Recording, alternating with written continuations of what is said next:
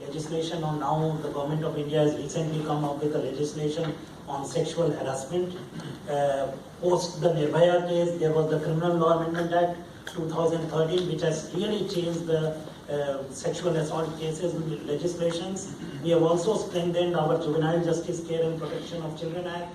We are now on the verge of having a law on surrogacy, which will really empower women. So over the years, the government of India has been really pushing hard to come up with these new legislations.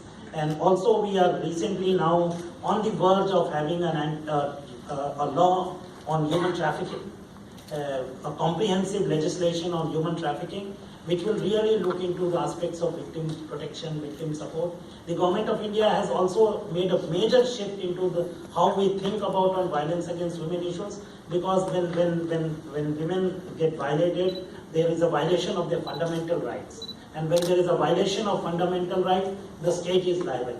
So the government of India has also put into place victim compensation scheme, which really supports women who have faced violence. The government of India, under the orders of the Supreme Court, has given compensation scheme for acid attack victims. So the government as well as various state governments have done a great amount of work. We have to still do a lot of work, but I think that these legislations are in place, and we have to see that the major issue which is to implement those legislations. But clearly, I think there's something that is left to be done. So, Priti, what can still be left to be done? What laws need to be put into place? Frankly speaking, I don't think we need more laws at this stage. I think we need to concentrate on implementation. We need to concentrate on how sensitive we are when we are trying to ensure justice for this victim.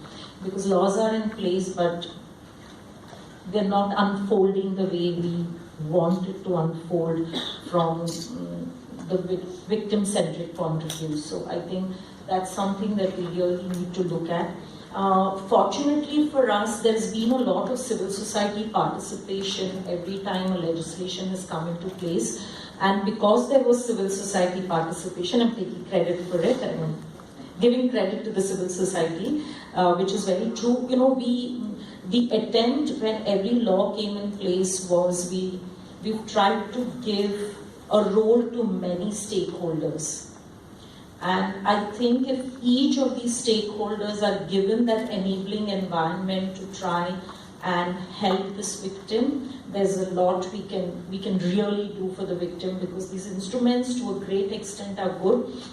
And I feel that unless and until we do not see how they are unfolded and we do not see what is working and what is not working, I feel at this stage we should not push for more legislations. And like I said earlier, I strongly feel that, you know, this the sensitivity that we need to show, whereby thinking we are compassionate, sometimes we end up re-traumatizing the victim. She's undergoing secondary trauma because of the way other actors are performing in the process of giving her justice or in the process of rehabilitating her. I think if we can now start working on those issues, the finer issues, like we say, you know, scaling really deep into the issue and saying how best we can do where it's beyond lip service, where we are actually seeing that, you know, the victim is experiencing change. I am not saying there is a change, but the victim is herself saying, where this instrument really helped me get justice and brought a change in my life, where my human rights were really protected. I think that's the path we really need to now take and go ahead. On that, you know, we're talking about the victims who are, and these are the victims who are coming forward. And, you know, one of the things that Ravi talked about earlier was a culture of silence and breaking the culture of silence. So clearly there's still a problem of underreporting.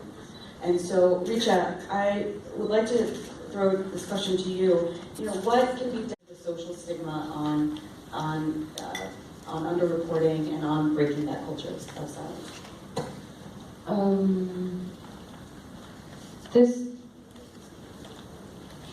There is definite underreporting because it is seen as a loss of dignity and honor.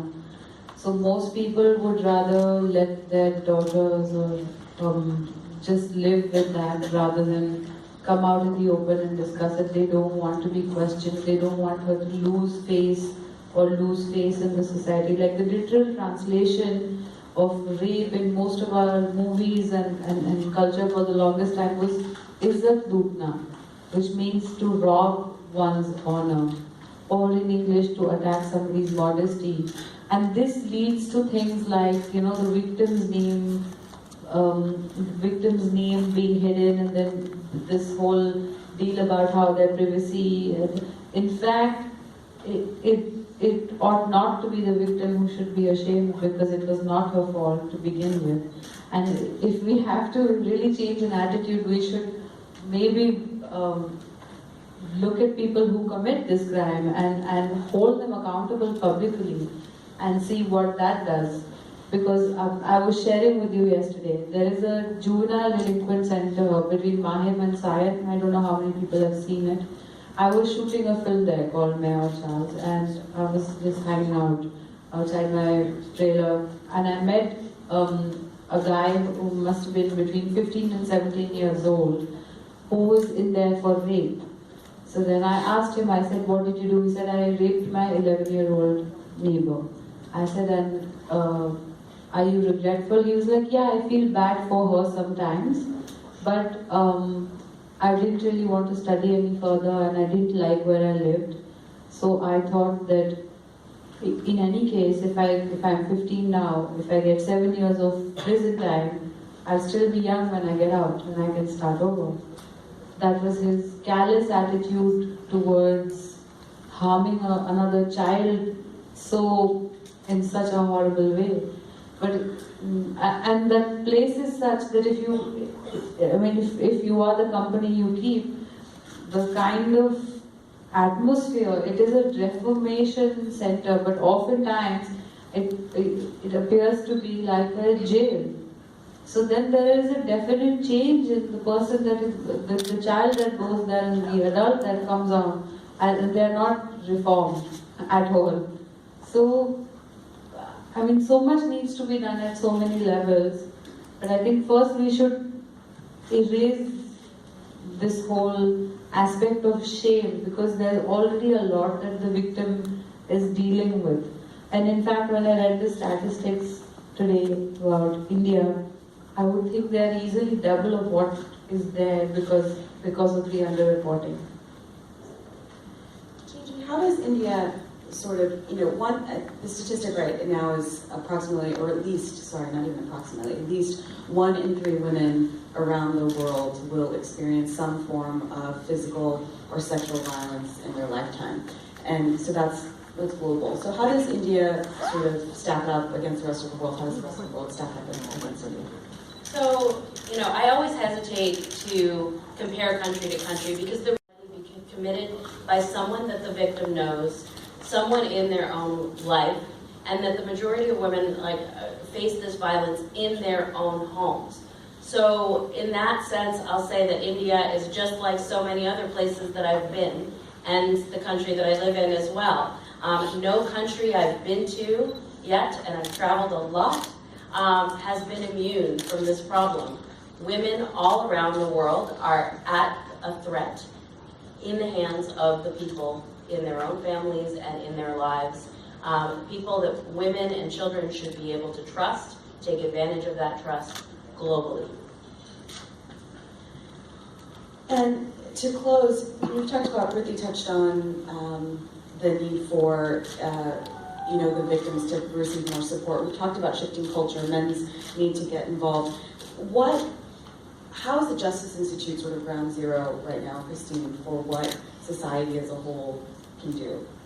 I think the Justice Institute is just a terrific collaboration because we need our media partners, we need our government partners, we need funders and organizations and companies like Avon who are going to stand up and say, this may not be easy to talk about for our business, but it's an important thing for us to do. We see the big headlines every day, but to underscore what Gigi talked about, violence is happening in people's homes every single day. And those aren't reported widely, and we need to help women, empower them to come forward, to know that there are resources like Shakti and Karina, so that they can live their lives free from violence. Thank you. With that, I'd like to go to the audience if there are any questions from the audience for our panelists. Don't be shy now.